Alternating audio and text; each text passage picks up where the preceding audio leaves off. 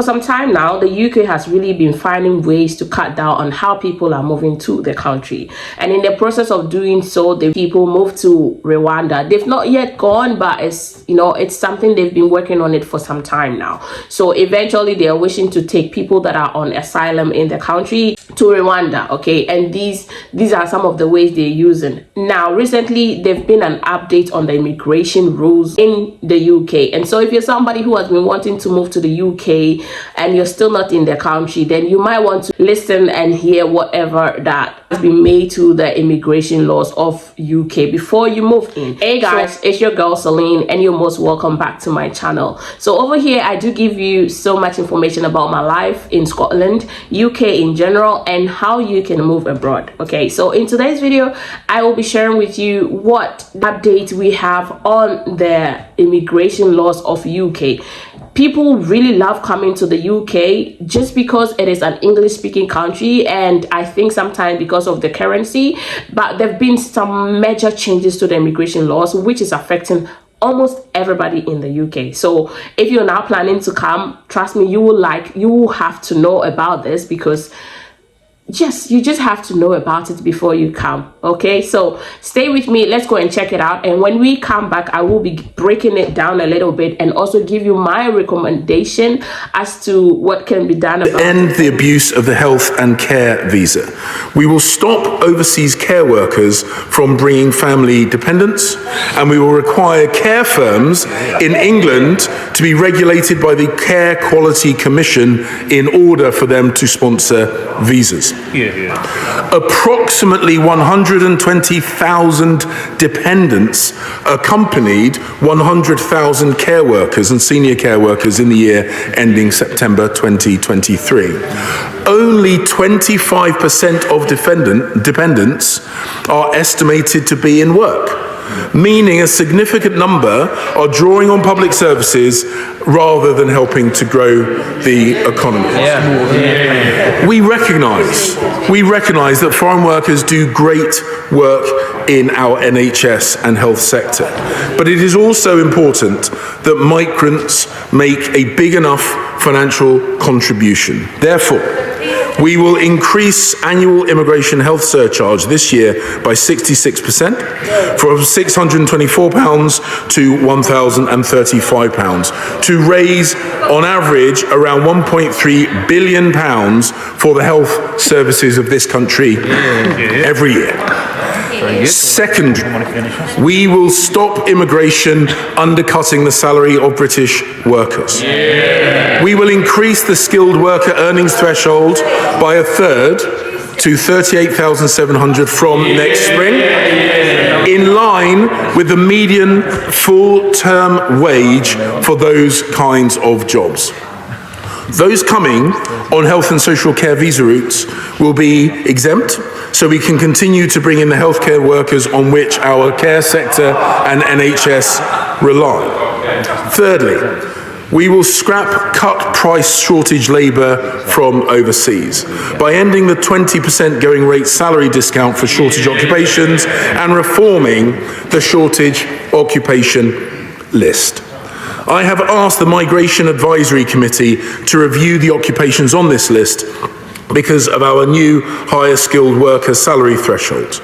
And we will create a new immigration salary list with a reduced number of occupations. People only bring dependents who they can support financially. By raising the minimum income for family visas to the same threshold as the minimum salary threshold for skills workers, which is £38,700. The minimum income requirement of £18,600 has not been increased since 2012. Madam Deputy Speaker, this package of measures will take place from next spring.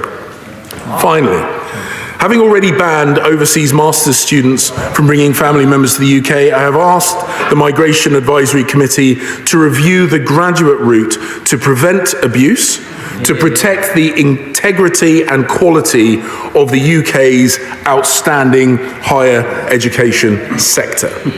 It needs to work in the best interests of the UK. supporting the pathway into high-quality jobs for the global talent pool, but reducing opportunities for abuse. Madam Deputy Speaker, this package of measures, taken in addition with the measures on student dependence that we have already announced in May, means that around 300,000 fewer people will be eligible to come to the UK than were coming last year. This is the largest reduction on record. The first one that is, attracting so much attention is care workers not being able to bring their dependents. Before, if you come into the country as a care worker, you are able to bring your dependents, and dependents are your husband, your kids, your adopted children, those are your dependents. So if you're coming to the UK to work as a care worker, you will be able to bring family. At the moment, they've discussed and stated that they're cutting that off. So that means that if you're coming to the country to work as in the care section, that means you will not be able to bring your dependents. You will just come and work. Means your husband cannot come with you, your wife cannot come with you, your children cannot come with you. You just have to come alone into the country to work, which is very, very unfair, but that is what this states. And the next thing they spoke about is students also not having the ability to bring their dependents into the country. Okay, so that's the thing about dependents. Number 2 is the minimum skilled worker salary requirement has moved from 18,600 to 38,700. What does this mean? It means that if you're earning below 38,700, you will not be able to bring anybody into the country, irrespective of what you are. Okay, so you might be a citizen, you might be a permanent resident, but you need to reach that requirement of earning around 38,700 per year to be able to bring somebody. This is because they kind of feel when dependence comes into the country, only 25% are working. So that means that they're being like a burden onto the country instead of helping the country to grow. Okay, so that is one section that they want people to bring people in only if they can afford to take care of them. That is some of the breakdowns, okay, the major ones. Now, we are listening to it, and I know we all know what was said. Now, listen, that what I will recommend or suggest is that if you're planning to come to the UK as a student, as a care worker, whatsoever, you need to act on it now until spring 2024. If you have any means of coming, then you should do that. Other than that, after spring, if they really go ahead with whatever has been stated, that means you will not be able to bring your dependents, which will be a bit tough on people coming to work in the country and that of people coming to study. Okay, now it's not every company that will be able to sponsor people anymore,